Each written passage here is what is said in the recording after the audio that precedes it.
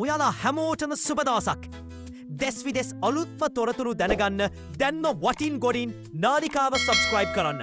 Bell සලකුණ click කරන්නත් අමතක කරන්න එපා.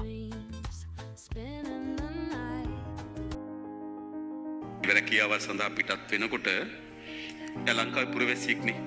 යට සුරක්ෂිතභාවය අපි හදන්න ඕන. සමහර ඔය මැද පෙරදිග වගේ නම් වෙලදී තමයි ඒ රැකියාව කරන අයගේ මාස 2ක හෝ 3ක නේද? තුනක සැලරි එකක් මෙහෙට එවනවා. ඒතර අපි ඒක විදේශ සේවා නියුක්ති කාර්යාංශේ බාරත්වයට ගන්නවා. බාරකාරත්වයට අරගෙන එයාට එහි ඉන්නකොට මොකක් හරි කරදරයක් සිද්ධ වුණොත් අපි ඒක එයා වෙනුවෙන් යොදවනවා. හැබැයි කරදරයක් නැතුව ආවොත් අපි හිතනවා එයාට නැවත මේ මුදල ලබා දෙන්න කියලා අපි දැන් තීරණය කරන් තියෙනවා.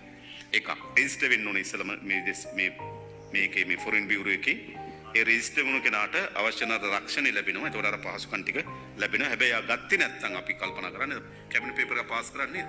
එයාට ඒ දීමනාව පොදු ඉන්ෂුරන්ස් එක ගන්න එක තියෙන්නේ.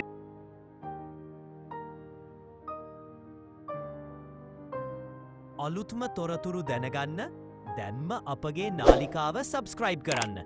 ඔයාලට සුබ දවසක්.